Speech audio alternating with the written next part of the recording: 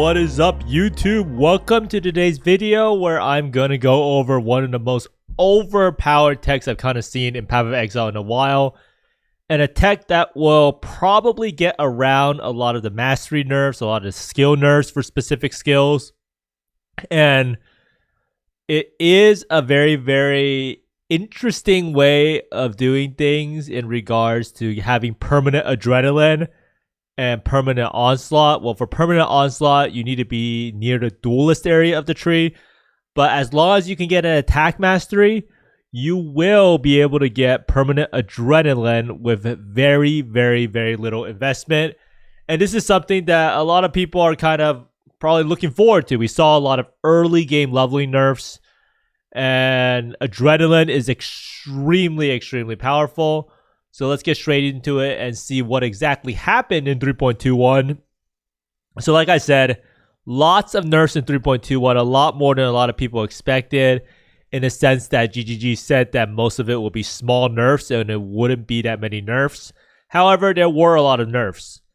And this tech does allow you to have permanent onslaught and adrenaline without an insane amount of investment. And before, adrenaline is something that's very difficult to get. I think champions are able to get it a lot if they do that one tech with a life tap and they lower their life to below 50%. As you can see right here, you gain adrenaline for 20 seconds when you reach full life. And this is pretty funny. I saw this. A lot of people said we have reviewed each mastery one by one and tried to come up with many interesting stats as we could, ignoring what was currently available. Once we had a short list of high quality stats, we added in the existing ones that used to be on each mastery and picked the 6 best. Well, definition of best for GGG is a very different than what a definition is for us normal people. So what exactly is adrenaline? Adrenaline is a buff that grants 100% increased damage, 25% increased attack cast and movement speed. And the movement speed is actually huge, especially for builds that don't have that much movement speed. And 10% additional physical damage reduction. And this is flat physical damage reduction that actually helps out a lot in terms of making you way more tanky. Now, you cannot gain adrenaline while you have the adrenaline buff. So that means that when you have adrenaline already, you cannot gain it back. So for a lot of cases, the only way to get adrenaline is by using Death's Rush. But this only gives you adrenaline when you kill a mob. So this doesn't really work for any boss fights. And you can put down a war banner to gain you a few seconds of adrenaline depending on how many stages of the banner. And again, this is not really replicable on boss fights. Now lastly, you have the champion ascendancy, like you see here, that you can gain adrenaline for 20 seconds when you reach low life. So what people do is that they reserve a certain amount of their life as an aura and they turn it off again, and then they're able to get, or they use life tap with corrupting fever, and they're able to briefly go below half life and then gain back 25%, or they go back to 75% life, and then they have adrenaline for around 20 seconds. And that is a very strong buff, and that's part of the reason what makes champions so strong is that you get the aura effect, you get the fortify, and you also get that 100% increased damage, 25% increased attack cast and movement speed, and that 10% physical damage reduction. So adrenaline is without a doubt one of the strongest buffs in the game. Now, what actually happened to allow us to be able to have adrenaline up all the time? So GGG added a lot of new clusters, and one of the new clusters they added was this cluster and duelist that grants you have onslaught if you've changed stances recently. So we actually looked over here. Okay, let me bring back the other pop that we used. So right here, this is kind of like a venom jar tree that I was working on. So if you see right here, this one node is Dance of Blades. You have onslaught if you changed stances recently. So recently is, I think, in the last 4 seconds. Now there's a new attack mastery that they added that says gain adrenaline for 1 second when you change stance.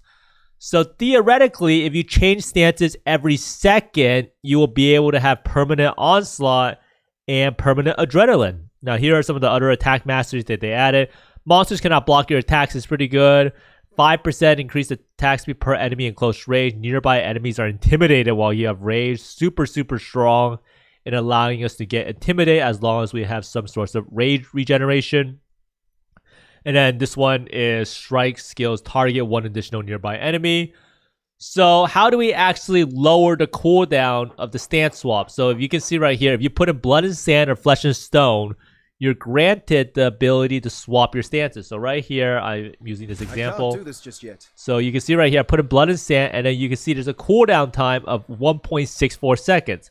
Now originally this cooldown time is 2 seconds, but you can get cooldown recovery rate to lower the cooldown. So what you can see right here is that leveling up the gem gets it to 50% increased cooldown recovery rate, and it goes up to 60% if you corrupt it to level 7, and then you get 10% additional cooldown recovery rate if you have 20 quality on the gem. And then you also get 30% cooldown recovery rate because these nodes that path through here are 10%, 10%, 10%. And you add it all up, you can easily get this cooldown right here to around 1.02 seconds or 1 second. And that's exactly what you want. So theoretically, every single time you press this, you'll have adrenaline for 1 second. This adrenaline will run out. And then when you do this again, you will be able to swap stances, and that'll get you adrenaline for another second. And you have Onslaught pretty much permanently because that's Onslaught if you've changed stances recently in the past 4 seconds. So very, very easy way to get permanent adrenaline and Onslaught. Now Onslaught is not as accessible because you do have to use take these nodes down here, and they're kind of far away for some builds. Now for attack mastery, you can see there's attack masteries right here. So if you're playing a bow build, for instance, you're gonna get multi-shot because you want that additional projectile. And then you can see right here, you can gain adrenaline for 1 second when you change stances. And I think there's a few other attack masteries around the tree. It's relatively common. So this one right here is an attack mastery. So if you go right here, you can see some of the attack masteries that they actually end up having. This one is 2-hand mastery. But you can see there's a lot of them across the tree, but they're mostly concentrated in the bottom portion of the skill tree. Now you might be wondering, how do you automate this? How do you make this super, super simple to do? Now, a lot of people, if you play Lightning Strike or any of those Withering Step builds, what you can do is you can put it on left click. Now, people use this with General's Cry to generate rage with Berserker. So every single second, as long as you're moving, and you're probably going to be moving every second, right? When you're playing ARPG, you're constantly moving. You're constantly swapping the stances. So as long as you're moving and you're clicking around the map, you will have permanent adrenaline and onslaught. And that is going to absolutely skyrocket our DPS. Now, a lot of people say, oh, why can't I actually pull this off? You have to make sure you have always attack without moving checked. If you don't have it checked, then you're unable to actually do this tech. You have to make sure always attack without moving is checked. And then you can do this, and then you can just walk around and constantly change stances.